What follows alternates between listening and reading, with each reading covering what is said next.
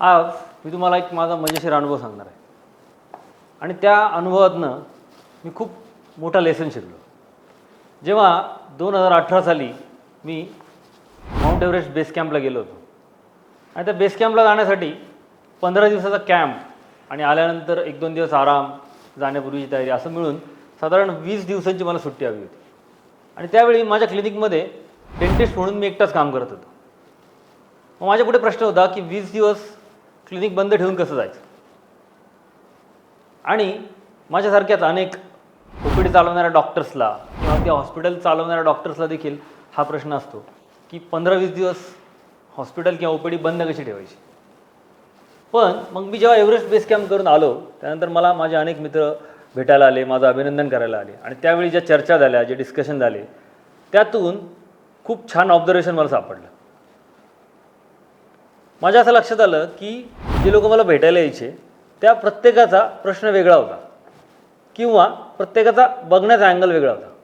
काहींना असा प्रश्न होता की 15-20 दिवस OPD बंद ठेवून कसं जायचं, मग आपले पेशंट बाउन्स झाले तर. काहींचा प्रश्न असा होता की तेवढ्या बेस कॅम्पसाठी एवढी एक्सरसाइज कोण करत बसणार, 2-2 तास रनिंगची प्रॅक्टिस 4-5 महिने करायची आणि मग बेस कॅम्पला जायचं, कोणी सांगितलं. काहींचा असा प्रश्न होता की बेस कॅम्पला जाण्यासाठी आणि एवढं सगळं करण्यासाठी 1.5 लाख रुपये खर्च येणार, तर एवढे 1.5 लाख रुपये खर्च करून भेटणार काय. भेटतो एक खूप अद्भुत असा अनुभव, पण तरी ज्याने तो घेतला नाही त्याला प्रश्न असतो. आल्यावरही मला अनेकांनी विचारलं की एवढे 1.5 लाख रुपये खर्च करून बेस कॅम्पला जाऊन काय करायचं. तेवढ्या पैशात एक रॉयल एनफिल्ड आली असती किंवा तेवढे 1.5 लाखाचे शेअर्स घेतले असते तर पुढच्या 5 वर्षात पैसे डबल झाले असते.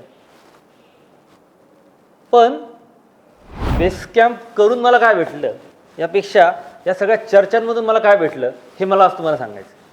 आणि या सगळ्या चर्चांमधून माझ्या असं लक्षात आलं की डॉक्टर्स, खास करून जे काही डॉक्टर्स, डेंटिस्ट, OPD चालवणारे डॉक्टर्स असतील, आयुर्वेदिक डॉक्टर असतील, होमिओपॅथिक डॉक्टर, असे सगळे डॉक्टर्स किंवा सर्व्हिस सेक्टरमध्ये काम करणारे लोक, ह्या लोकांची ना एक कॅटेगरी बनते किंवा हे सगळे लोक ना असे 5 कॅटेगरीमध्ये डिवाईड होतात. आणि हे 5 कॅटेगरी काय आहेत हे आज मी तुम्हाला सांगतो आहे. त्यावरनं तुम्ही गेस करा की तुम्ही कुठल्या कॅटेगरीत आहात. पहिली कॅटेगरी जी असते त्या लोकांचा प्रश्न असतो की 15-20 दिवस जायचं, क्लिनिक बंद ठेवायचं, मग एवढा खर्च आपला क्लिनिकला असतो, एक्सपेन्सेस असतात, रेंट असतो किंवा क्लिनिक विकत घेतलं असेल तर त्याचे हफ्ते असतात, स्टाफचं पेमेंट असतं. ह्या सगळ्या याच्यामध्ये 20 दिवस क्लिनिक बंद राहिल्यावर ह्या EMIचं, ह्या खर्चांचं काय करायचं. म्हणजे साधारण आपण असं पकडूया की व्यवसाय सुरू करून ज्यांना 1-2 वर्ष झालेत अशा लोकांना ह्या एक्सपेन्सेसचं टेन्शन असतं की आपल्याला आवडणाऱ्या अशा काही गोष्टी करताना या एक्सपेन्सेसला कसं मॅनेज करायचं. आणि साधारण 40% लोक आत्ता मेडिकल फील्डमध्ये किंवा सर्व्हिस क्षेत्रात काम करणारे लोक ह्या A कॅटेगरीत येतात की ज्यांना हा प्रश्न असतो या एक्सपेन्सेस मॅनेज कशी करायचे. यानंतर या पुढची कॅटेगरी असते ज्यांना त्यांच्या प्रॅक्टिसमध्ये 2-3 वर्ष होऊन गेलेले असतात. आता त्यांचे एक्सपेन्सेस बऱ्यापैकी सेट झालेले असतात, ब्रेक इव्हन पॉईंट क्रॉस केलेला असतो, त्यामुळे एक्सपेन्सेस कसे करायचे किंवा एक्सपेन्सेसला बाहेरून कुठून मदत घ्यायची गरज नसते. पण मग एक्सपेन्सेस संपल्यावर आपण जातो त्या बेसिक नीड्समध्ये आणि या नीडसाठी या लोकांनी EMI घेतलेलं असेल. मग ते नीड असते एखादं घर, क्लिनिकची जागा किंवा पहिली फॅमिली कार किंवा अशा काही गोष्टी की ज्या बेसिक तुम्हाला 2-3 वर्ष बिझनेस केल्यानंतर ज्या तुमच्या गरजा असतात किंवा ज्या तुमच्या नीड्स असतात. आणि या नीड्ससाठी जेव्हा EMI घेतलेला, लोन घेतलेलं असतं तेव्हा हे EMI भरण्यासाठी आपल्याला महिनाभर काम करायला लागतं. आणि जर असं 15-20 दिवस सुट्टी घेऊन किती छान अनुभव घ्यायचा असला तरी ह्या नीड्ससाठी घेतलेल्या लोनच्या EMIचं करायचं काय, हा प्रश्न या लोकांना असतो. ही झाली सेकंड कॅटेगरी. आणि साधारण आत्ताच्या ऑब्झर्वेशननुसार 30% लोक या नीड्स कॅटेगरीमध्ये येतात की ज्यांचे एक्सपेन्सेस सगळे आरामात जात आहेत आणि ज्या बेसिक नीड्स आहेत, अन्न, वस्त्र, निवारा, घर, ह्या गोष्टींसाठी त्यांनी लोन घेतले आणि ते EMI कसे भरायचे हा प्रश्न त्यांच्याकडे. म्हणजे आत्ता काम करणाऱ्या लोकांपैकी साधारण 70% लोक ह्या दोन गोष्टीमध्ये अडकलेले आहेत. पहिलं की ब्रेक इवन पॉईंट अचीव करतानाचे एक्सपेन्सेस कसे मॅनेज करायचे, आणि दुसरं की ज्या नीडसाठी तुम्ही लोन घेतले ते EMI कसे मॅनेज करायचे. याच्या पुढची कॅटेगरी येते ज्यांना 5-7 वर्ष झालेत प्रॅक्टिसमध्ये, आता बऱ्यापैकी सेटल झालं आहे, बेसिक ज्या डॉक्टरांच्या किंवा बेसिक ज्या बिझनेसमॅनच्या गरजा असतात त्या पण भागल्यात, घर, गाडी, बंगला, हॉस्पिटल, क्लिनिक, सगळ्या गोष्टी झाल्यात. आणि आता पुढची स्टेज येते जेव्हा आपल्याला वर्षातून एखादी फॉरेन ट्रिप करायची असते किंवा अशा काही गोष्टी असतात ज्या नीड नाही आहेत पण त्या वॉन्ट आहेत. आपल्या मागचे कित्येक वर्ष आपण ह्या गोष्टींची स्वप्न पाहिली किंवा मागचे कित्येक वर्ष आपण कॉम्प्रोमाइज करत पुढे पुढे ढकलत आलो की अजून 2 वर्षांनी करू, हे संपलं की करू, ते संपलं की करू. अशा ज्या काही वॉन्ट्स आहेत, फॉरेन ट्रिप असेल किंवा एखादं सेकंड होम असेल, एखादी मोठी प्रॉपर्टी असेल, एखादी कमर्शियल प्रॉपर्टी असेल, ज्या आपल्या वॉन्ट्स ह्या घेण्यासाठी आपण लोन घेतलं आहे आणि त्याचे EMI भरण्यासाठी आपल्याला महिन्यातले 20 दिवस जर आपण सुट्टी घेतली तर आपण अडचणीत येऊ शकतो. असे साधारण आत्ता काम करणाऱ्या लोकांमध्ये 15% लोक या वॉन्टमध्ये अडकले. म्हणजे 40, 30 आणि 15, 85% लोक ह्या सगळ्या ट्रॅपमध्ये अडकले. आणि हा ट्रॅप प्रत्येक सर्व्हिस सेक्टरसाठी, मग तो डेंटिस्ट असेल, डॉक्टर असेल, वकील असेल, CA असेल, कुठलंही सेल्फ प्रोफेशनमध्ये काम करणारे प्रोफेशनल लोक, त्यांच्यापैकी 85% लोक या ट्रॅपमध्ये अडकलेत. आणि या ट्रॅपमध्ये अडकल्यामुळे वयाच्या 35मध्ये 40मध्ये येऊन देखील तुम्हाला ज्या गोष्टी आवडतात त्या गोष्टी करण्याचं स्वातंत्र्य अजून तुम्हाला मिळालेलं नाही. Freedom of life. आता या पुढची एक कॅटेगरी येते की आता सगळं झालं आहे, एक्सपेन्सेस तर केव्हाच संपलेले आहेत, नीड्स पण संपल्यात, ज्या काही वॉन्ट्स होत्या त्या पण झाल्यात, 5-6 फॉरेन ट्रिप करून झाल्यात, आता ऑलमोस्ट सगळं झालं आहे. आता 15-20 दिवस सुट्टी काढणं पण काय फार महाग नाही. म्हणजे 15-20 दिवसाची सुट्टीचा जो काही इन्कम बुडणार आहे त्याने काही फरक पडत नाही. पण प्रश्न असा आहे की 15-20 दिवस OPD बंद करत नाही किंवा 15-20 दिवस आपला व्यवसाय बंद करत नाही. कारण आपल्याला भीती असते आपण जर 20 दिवस नसलो तर आपले ग्राहक, आपले कस्टमर, आपले पेशंट आपल्या कॉम्पिटिटरकडे जातील का. आणि जरी फायनान्शियली लॉस होणारा आपण ॲक्सेप्ट करू किंवा आपल्याला त्याने एक फरक पडणार नाही आहे, we can afford that financial loss, पण आपले ग्राहक तुटतील किंवा भविष्यातल्या आपल्या व्यवसायावर परिणाम होईल म्हणून आपण तो टाईम काढू शकत नाही. आणि याला आपण म्हणतो free time. So you have to earn free time.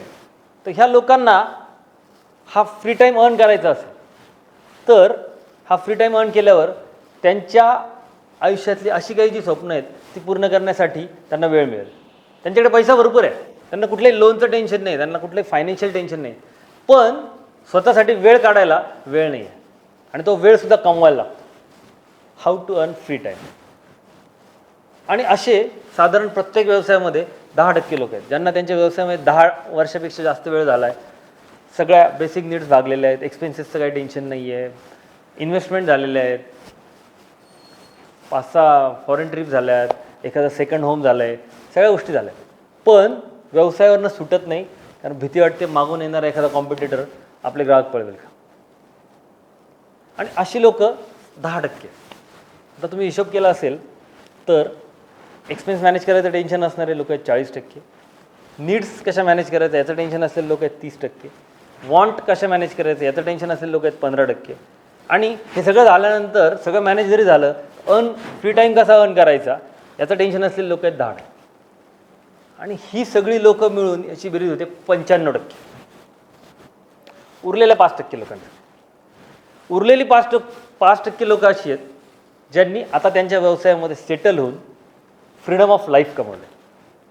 या फ्रीडम ऑफ लाईफवाल्या लोकांना त्यांच्या लाईफमध्ये ना एक्सपेन्सेसचं टेन्शन आहे, त्यांच्या नीड्स सगळ्या भागलेल्या आहेत, त्यांच्या वॉन्ट सगळ्या कंप्लीट होणार आहेत, त्यांच्याकडे फ्री टाईम पण आहे, त्यांच्याकडे मागे टीम आहे, त्यांचं क्लिनिक असेल, त्यांचं OPD असेल, हॉस्पिटल असेल किंवा कुठलाही सर्व्हिसचा बिझनेस असेल, हे ते नसले तरी त्यांच्या टीमबरोबर चालतं. आणि मग या फ्री टाईमचा उपयोग करून ते त्यांचं पॅशन जगत आहेत, त्यांच्या आयुष्यामध्ये ज्या काही गोष्टी त्यांना करायच्या होत्या त्या करतायत. आणि असं फ्रीडम ऑफ लाईफ ज्याला आम्ही म्हणतो की 7 टाईप्स ऑफ फ्रीडम, म्हणजे financial, physical, social, psychological, emotional, intellectual आणि स्पिरिच्युअल असे 7 टाईप्स ऑफ फ्रीडम ज्याने अचीव केलेत, अशी प्रत्येक क्षेत्रामध्ये 5% जास्त लोकांनी आहेत. आणि ही 5% लोक आज त्यांच्या जीवनाचा पुरेपूर आनंद घेत आहेत. या 5% लोकांमध्ये तुम्हाला जायचं असेल तर तुम्हाला हे 5 टप्पे पार करायला लागतील. सुरुवात अगदी व्यवसायाच्या सुरुवातीला असाल तर तुमचा ब्रेक इव्हन पॉईंट कसा आणायचा, एक्सपेन्सेस मॅनेज करून तुमच्या हॉबीज कशा, तुमचे छंद कसे जोपासायचे. त्याचा पुढचा टप्पा आहे की एक्सपेन्सेस झाले, ब्रेक इव्हन पॉईंट आला, आता तुमच्या ज्या काही नीड्स आहेत, घर, गाडी, बंगला, क्लिनिक, ऑफिस, याच्यासाठी घेतलेले EMI कसे मॅनेज करायचे हे पण तुम्ही पार केलं. मग तुमच्या वॉन्ट, फॉरेन ट्रिप असेल, सेकंड होम असेल, एक मोठी कमर्शियल इन्व्हेस्टमेंट असेल, गोल्ड असेल, मोठी गाडी असेल, SUV असेल, याच्यासाठी घेतलेलं लोन, हे सगळं मॅनेज करून फ्री टाईम कसा काढायचा. चौथा टप्पा असेल की हे सगळं झालं आहे पण टीम नाही आहे, डेलिगेट करता येत नाही आहे, आर्ट ऑफ डेलिगेशन आलं नाही आहे, म्हणून फ्री टाईम मिळत नाही. तो फ्री टाईम कसा अर्न करायचा. आणि हा चौथा टप्पा पार केल्यानंतर तुम्ही 5व्या टप्प्याला जाल, तिथे फक्त 5% लोक आहेत आणि तिथे टॉप पोझिशन आहे तुमच्या व्यवसायातली, तुमच्या क्षेत्रातली. इथे तुम्ही 7 टाईप्स ऑफ फ्रीडम अनुभवू शकता. आणि इथे पोहोचण्यासाठी, ह्या सगळ्या टप्प्यांवर काम करण्यासाठी तुम्हाला एखाद्या ट्रेनरची, एखाद्या कोचची, एखाद्या मार्गदर्शकाची गरज असते, ज्याने स्वतः ह्या सगळ्या गोष्टी केल्या, जो स्वतः ह्या सगळ्या फेजमधून गेला आहे. अशा माणसाची जर तुम्हाला साथ लाभली तर तुम्ही देखील तुमच्या क्षेत्रातल्या त्या 5% लोकांमध्ये जाऊ शकता ज्यांना 7 टाईप्स ऑफ फ्रीडम अचीव झालं आहे. आणि असं जर तुम्हाला काही जायचं असेल तर त्यासाठी तुम्हाला सकारात्मक लोकांच्या संगतीत राहावं लागेल. ज्या लोकांनी ह्या गोष्टी केल्यात असे मेंटर्स शोधायला लागतील. मेंटर म्हणजे असा माणूस की तुम्हाला जी गोष्ट करायची आहे ती गोष्ट त्याने ऑलरेडी अचीव केली आहे किंवा ती गोष्ट त्याने केली आहे, तो त्याच्या अनुभवातून तुम्हाला सांगू शकतो, तुम्हाला अगदी हँड इन हँड गाईड करू शकतो. असा मेंटर शोधा आणि 7 टाईप्स ऑफ फ्रीडम तुम्ही नक्की मिळवू शकता आणि तुमच्या क्षेत्रातल्या पहिल्या टॉप 5% मध्ये जाऊ शकता.